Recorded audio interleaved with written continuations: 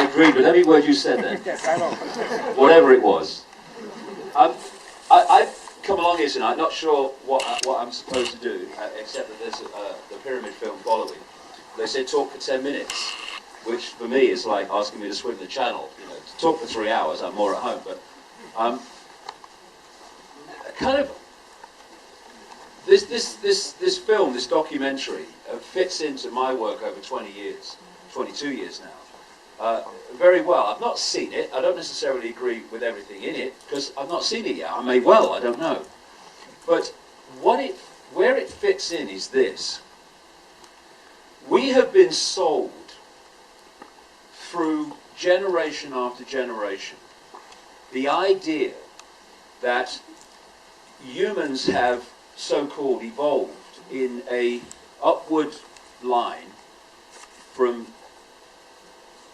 kind of primitive savages up to, oh, we're very sophisticated, you know, we can fly to the moon now, all that stuff. And actually, there's none of that gone on. And clearly there has, because it's in our face, and it's interesting that people often can't see what is there so blatantly obvious. You know, I've travelled widely in the world.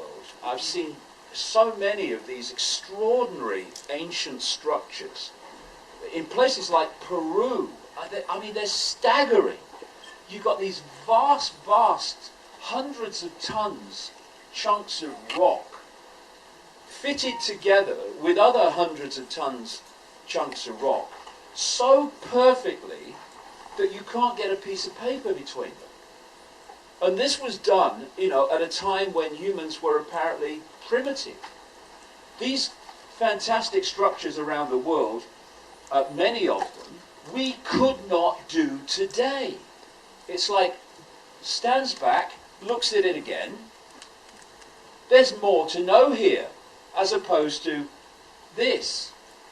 And this whole theory of Darwinism, which is this incessant forward evolution caused by survival of the fittest, has been one of the great straitjackets that have held our understanding of the world and what we call history in this narrow band of perceived possibility. And what we now, as people awaken, and I've been on the road for 3 months in Australia and New Zealand and America and many other countries this year, there is a global awakening going on many levels. And one expression of this is seeing the bloody obvious.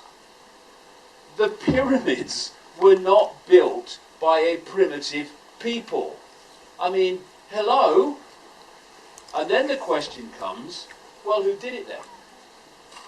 And then you look at a picture of anywhere basically in this galaxy, never mind the universe, and you see this explosion of lights. You see now all the predicted planets that it's said that are akin to the Earth.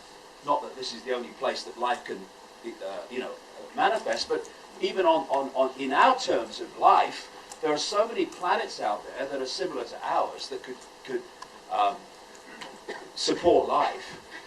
And you look at that massive lights, and you think, do you think we're alone? Has life as we know it only appeared on this one little planet, in this one little solar system, in this colossal galaxy that's part of this almost unimaginable universe?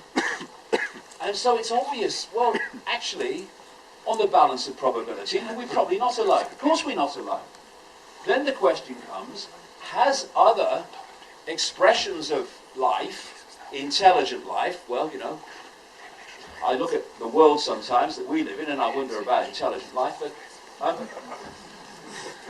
has this other intelligent life interacted with this planet and thus had the potential at different points to bring in knowledge, technical knowledge, understanding how to us impossible things like moving fantastic chunks of rock around is actually straightforward when you have the technology and the understanding of how to do it.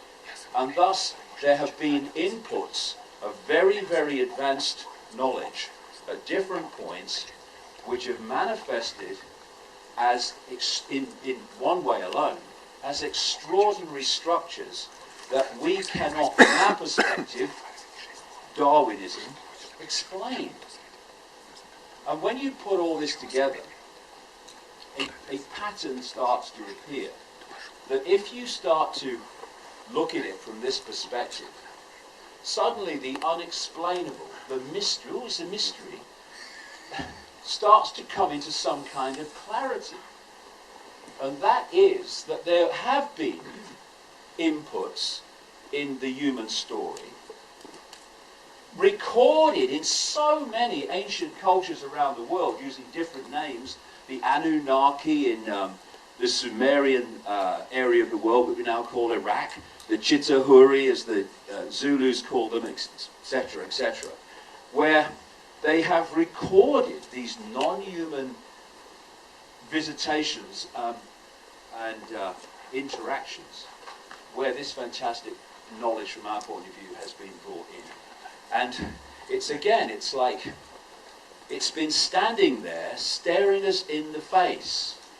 I've been there a number of times. These enormous bloody pyramids, these fantastic structures around the world like Peru, and they're saying to us, you are not alone.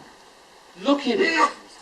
And so I don't know where this documentary goes in terms of detail, but clearly it is asking us to perceive the possibility that some of the things I've just mentioned are ways of explaining these ancient mysteries. Because sure as heck, mainstream science and mainstream archaeology are not going to answer them, because they will not go where those answers lie, because it is outside the parameters of the belief system of mainstream academia.